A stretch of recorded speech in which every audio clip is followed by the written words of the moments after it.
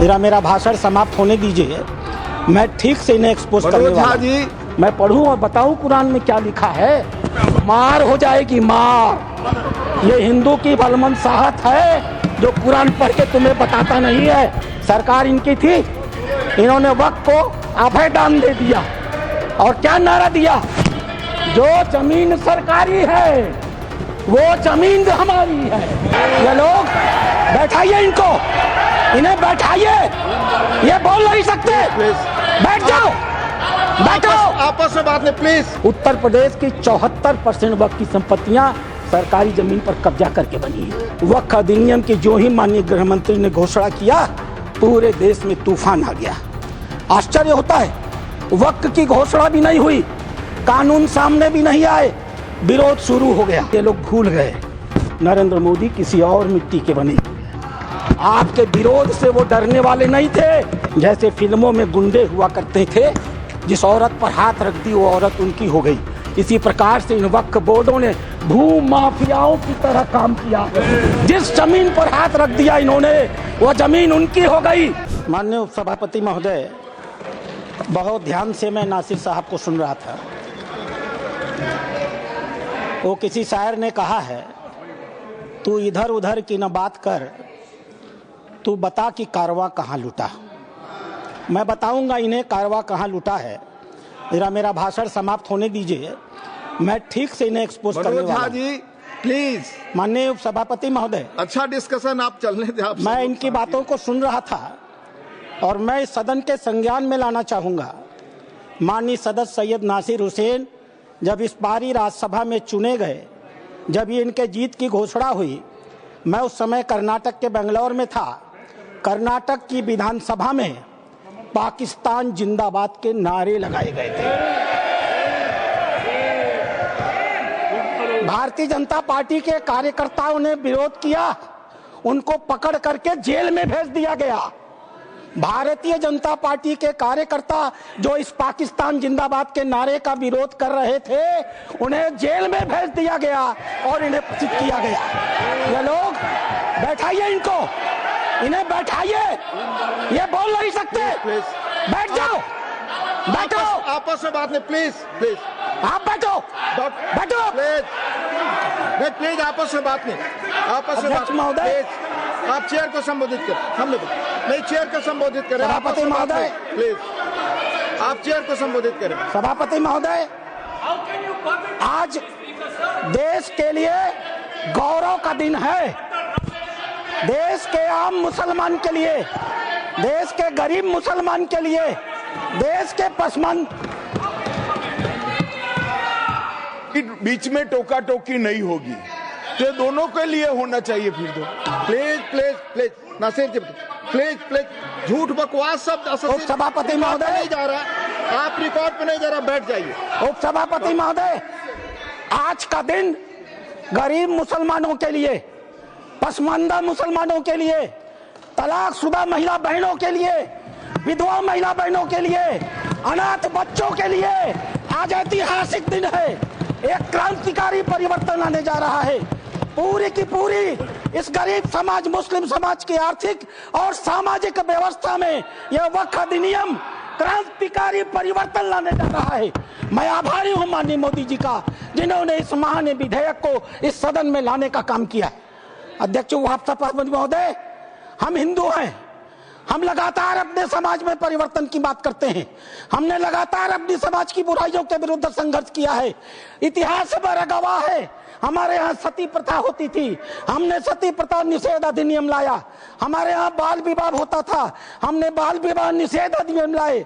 हमारे यहाँ विधवा विवाह नहीं होते थे, हमने विधवा विवाह अधिनियम लाया। आश्चर्य की बात होती है जब इस समाज की चर्चा होती है, आश्चर्य की बात होती है इन 75 सालों के अंदर एक बार भी मुस्लिम समाज के संशोधन को लेकर, सुधार को लेकर के, एक गरीब मुसलमान की जीवन की बेहतरी को लेकर के एक बार भी किसी प्रकार के सुधार आंदोलन को इस सदन में लाने का काम नहीं किया।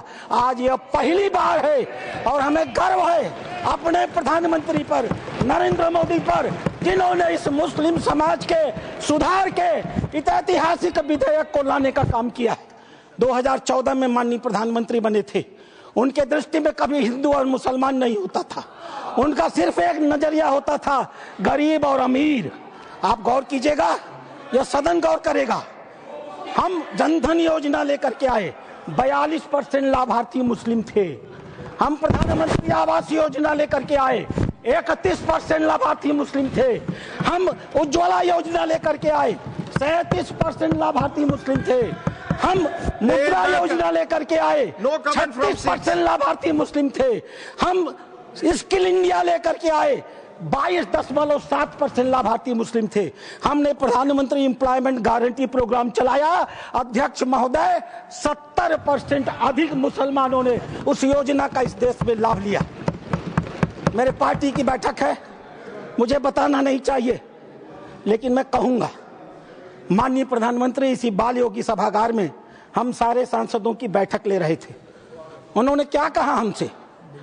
उन्होंने कहा, लोग कहते हैं कि मुसलमान भाजपा को वोट नहीं देते। आपको याद होगा मित्रों, उन्होंने कहा नहीं, ये गलत है, देते हैं। और अगर मान लिया जाए कि नहीं देते हैं तो इसका मतलब क्या है? क्या वो देश के नागरिक नहीं है? क्या उनके काम नहीं होने चाहिए? क्या उनका विकास का काम नहीं होना चाहिए? हम सारे सांसदों को उन्होंने मीटिंग में कहा, अपने काम को करते समय कभी हिंदू और मुसलमान न करना, विकास की धारा सारे समाज पर समान रूप से पहुंचाने की बात कही। उन्होंने दूसरी बात कही, मैं पूरे देश को 2047 में विकसित भारत का सपना दिखाता हूं। क्या 20% मुसलमान अगर देश का पिछड़ा रह जाएगा तो क्या भारत का विकास का सपना पूरा होगा? नहीं। हमें भारत के विकास का मतलब है 20% मुसलमान के विकास की भी योजना बनानी है। यह कल्पना माननीय प्रधानमंत्री ले सकते हैं। आजादी के 75 सालों के अंदर इस कल्पना को लेकर इस देश में कोई नहीं आया था। और तीसरी बात उन्होंने कही, सरकार के, और सबसे महत्वपूर्ण बात है, सरकार के स्तर पर सरकार जो कुछ भी कर सकती है मुसलमानों के जीवन की बेहतरी के लिए हम करने का प्रयास करेंगे। लेकिन मुस्लिम सामाजिक संस्थाओं की भी रोल होनी चाहिए। ये मुस्लिम पर्सनल लॉ बोर्ड की भी भूमिका होनी चाहिए। यह जमायत उलेमा की भी भूमिका होनी चाहिए। यह वक्फ कमेटियों की संपत्तियां जो पड़ी हुई हैं उनकी भी मुसलमानों की जिंदगी को बेहतर करने में भूमिका होनी चाहिए। यह बात आज की नहीं थी, ये लोकसभा चुनाव के 6 महीने पहले की बात है अध्यक्ष महोदय।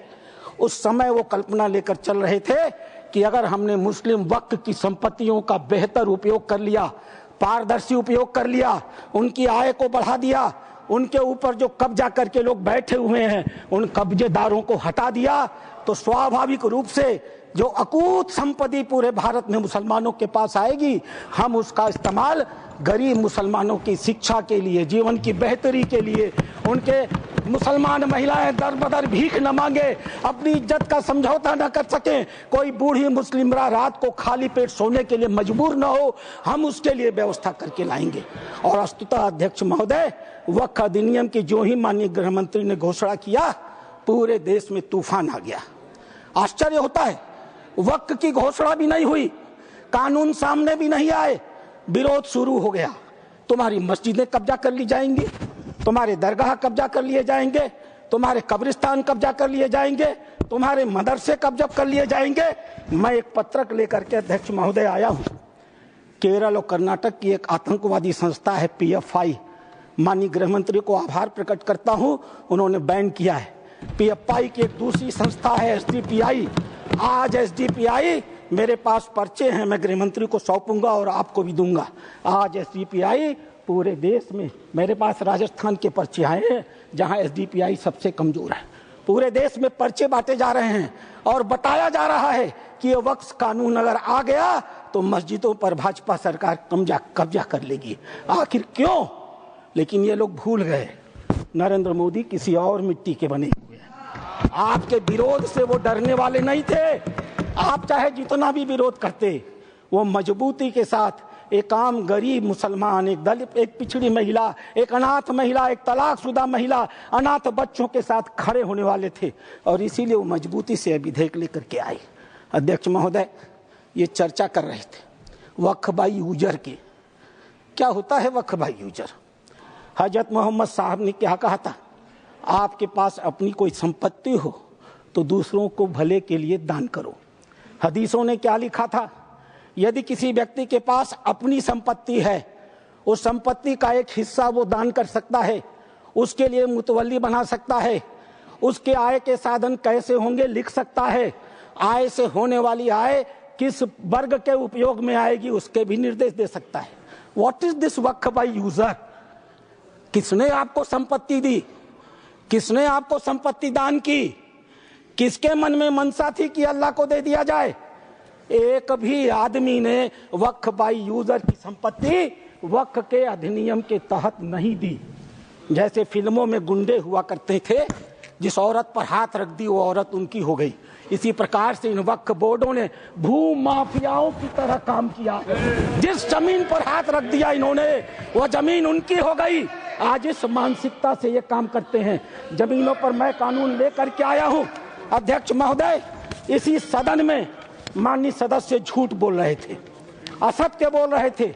1995 का यह एक्ट है, धारा 40, द बोर्ड में इटसेल्फ कलेक्ट इंफॉर्मेशन। बोर्ड स्वतः इस बात की सूचना इकट्ठी कर सकता है यदि उसे इसका कोई कारण महसूस होता है कि यह वक्फ की प्रॉपर्टी है। आगे क्या करेगा? And it any question arises whether a particular property is a waqf property or not, whether a waqf is a Sunni or Shaq board, after making such inquiry as is deemed fit, decides the question. संपत्ति पर हाथ रख दो, किसी भी संपत्ति को वक्फ board की संपत्ति कह दो और वक्फ बोर्ड खुद ही तय कर लेगा कि वो संपत्ति वक्फ की है कि नहीं है, और जिस बेचारे की संपत्ति ले ली जाएगी उसको पता ही नहीं चलेगा।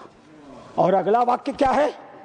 The decision of the board on the question under section 1 shall, unless revoked by tribunal, shall be final. Tribunal ने अगर उस निर्णय को बदला नहीं तो वह डिसीजन फाइनल होगा। और उसी एक्ट का दूसरा हिस्सा है अध्यक्ष महोदय, no appeal shall lie against any decision or order whether interim or otherwise given or made by tribunal. Tribunal के द्वारा कोई भी आदेश जो दिया गया होगा उसके खिलाफ किसी प्रकार की अपील नहीं होगी। एक अपार्टमेंट में कोई परिवार चला जाए, किराए पर मकान ले ले, और ऐसी घटना हुई है अपार्टमेंट में, किराए पर मकान ले ले, अपने 4 मित्रों को बुला ले और नमाज पढ़ ले। 5वें दिन वो कह देगा हमने इस स्थान पर नमाज पढ़ी है, यह वक्फ बाय यूजर है, अब इसे वक्फ घोषित कर दो। और घोषित हो गई। अध्यक्ष महोदय, आपके पास एक बड़ी जमीन है, खाली पड़ी है, बगल में कुछ मुस्लिम परिवार रहते हैं, उन्हें नमाज पढ़ने के लिए कहीं जाना होता है, वो उस जमीन पर नमाज पढ़ ले, आप हिंदू हैं, आप मना नहीं करते। 5 दिन 7 दिन नमाज पढ़ने के बाद वो लिख के दे देंगे कि हम लोग इस जमीन पर नमाज पढ़ते थे, अब यह वक्फ बाय यूजर हो गई, अब इस जमीन पर किसी का कोई अधिकार नहीं रहेगा। माननीय संसदीय कार्य मंत्री उल्लेख कर रहे थे उस घटना का, तमिलनाडु की घटना का उल्लेख कर रहे थे। क्या हुआ तमिलनाडु में? एक रामचंद्रन नाम का आदमी अध्यक्ष महोदय, वह व्यक्ति अपनी लड़की की शादी के लिए अपनी जमीन बेचना चाहता था। वो जमीन बेचने के लिए जब रजिस्ट्रार के घर गया, ऑफिस में गया, तो पता चला कि वो जमीन उसके नाम पर ही नहीं है, वो जमीन वक्फ को दे दी गई। जब हल्ला मचा, गांव के लोग रजिस्ट्रार ऑफिस में गए तो पता चला कि उन दोनों गांवों की सारी जमीन वक्फ को दे दी गई। 1500 साल पुराना मंदिर भी वक्फ के हवाले कर दिया गया। यह होता है इन लोगों का वक्फ बाय यूजर अध्यक्ष महोदय। और आश्चर्य होता है, इन्हें बैठाया जाए अध्यक्ष महोदय, आश्चर्य होता है। मैं भी जेपीसी का मेंबर हूँ, ये भी जेपीसी के मेंबर हैं, ये गवाह है इस बात के। मैं लगातार जेपीसी में जितने भी विटनेस आते रहे, इनके बड़े बड़े धार्मिक मतावलंबी, मैं उनसे कुरान को कोट करके कहता रहा। मैं कुरान पढ़ता हूँ, कोई बुराई नहीं है किसी धर्म को पढ़ने में। मैंने कुरान को कोट करके कहा कि मौलवी साहब ये तो बताओ कि इस कुरान में या किस हदीस में यह लिखा है कि अगर हमने कोई संपत्ति दान नहीं की तो तुम उसको वक्फ बाय यूजर मालिकाना मान लोगे। किसी के पास एक भी मेरे सवाल का जवाब नहीं था। इन लोगों ने क्या किया मालूम है? वो जो ओवैसी साहब वहां बैठते हैं ना, उन्होंने मेरा नाम रख दिया मौलाना डॉक्टर राधा मोहन अग्रवाल। अब इससे बड़ी मेरी जीत क्या हो सकती है? मैंने इनसे पूछा, इस बात पर बहस होती है कि डीड लिखित गया या नहीं। मैंने इनसे कहा, जब हजरत मोहम्मद साहब ने अपने आयतों में लिखा है, 3 आयतें हैं, 4, आप चाहिएगा तो मैं पेश करूंगा। 4 आयतें हैं जहां हजरत मोहम्मद साहब कहते हैं एक भी पैसा अगर किसी को दो तो उसको लिखो, उसका उदाहरण दो, उसका विटनेस बनाओ, ताकि ताकीद रहे कि कल तुम्हारे देने को कोई चुनौती न दे पाए। एक भी पैसा दो तो लिखित दो। और तुम कहते हो कि तुम्हारे पास ये सारी संपत्तियां हैं जिसका कोई लिखित रिकॉर्ड नहीं है, फिर भी वक्फ है। मेरे एक भी सवाल का जवाब, मैं उस कमेटी की बातों को बोलता नहीं, लेकिन चूंकि इन्होंने कमेटी का उल्लेख कर दिया इसलिए मैं इन्हें एक्सपोज कर रहा हूं। मेरे एक भी प्रश्न का जवाब ये लोग नहीं दे पाए। खाली मुझे कहते थे कुरान पढ़ते हैं मौलाना है, कुरान पढ़ते हैं मौलाना है। अरे कुरान मैं पढ़ता हूं, तुम तो मुसलमान हो, बचपन से पढ़ते हो ना। मैं पढ़ूं और बताऊं कुरान में क्या लिखा है? मार हो जाएगी, मार। ये हिंदू की भलमनसाहत है जो कुरान पढ़ के तुम्हें बताता नहीं है। अध्यक्ष महोदय, दूसरी चीज, अध्यक्ष महोदय, दूसरी चीज, सरकार इनकी थी, इन्होंने वक्फ को अभय दान दे दिया।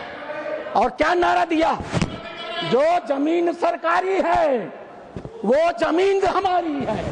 सरकारी संपत्तियों पर कब्जा करने का ऐतिहासिक इन्होंने कर्म काहे किया है। उत्तर प्रदेश की 74% वक्फ की संपत्तियां सरकारी जमीन पर कब्जा करके बनी है। तेलंगाना में 50% की संपत्तियां सरकारी जमीन पर कब्जा करके बनी है। पूरा अभयदान इनको मिला था अध्यक्ष महोदय, और उसका फल क्या हुआ? 2006 में सच्चर कमेटी की रिपोर्ट आई। सच्चर कमेटी ने कहा 4,50,000 संपत्ति है और 6 लाख एकड़ जमीन है। आज 2024 में 8,72,000 संपत्ति है और 37,94,000 एकड़ जमीन है। 2006 से 2023 6 लाख एकड़ से बढ़ करके 37,94,000 एकड़ जमीन इनकी हो गई। इन्हें बताना तो पड़ेगा सभापति महोदय कि आखिर 31 लाख अतिरिक्त जमीन इन्होंने पाई से कहां से है। इन्हें उसका उदाहरण देना पड़ेगा। अध्यक्ष महोदय, जितना ये कांग्रेस के पहले वक्ता रहे हैं, जितना समय ये बोले हैं, मैं भी उतना ही समय बोलने वाला हूं। यह मेरा अधिकार है सभापति महोदय। मैं एक बात कहना चाहूंगा अध्यक्ष महोदय, इन्होंने चर्चा किया कर्नाटक के हैं, ये मेरे पास कहां गई? Please conclude sir. अध्यक्ष महोदय, मेरे पास ये रिपोर्ट है। यहां बोलने के पहले मैंने इस रिपोर्ट को ऑथेंटिकेट किया है। माननीय उपराष्ट्रपति महोदय के पास इसको लिख करके भेजा है। ये सांसद महोदय कर्नाटक के हैं, पाकिस्तान जिंदा वाले। एक शब्द भी इन्होंने इस रिपोर्ट के बारे में नहीं बोला। यह रिपोर्ट जेपीसी में प्रस्तुत हुई है, और जेपीसी में प्रस्तुत हुई है तो यह ऑफिशियल डॉक्यूमेंट है। यह रिपोर्ट मैं पढ़ूंगा अध्यक्ष महोदय, यह मेरा अधिकार है।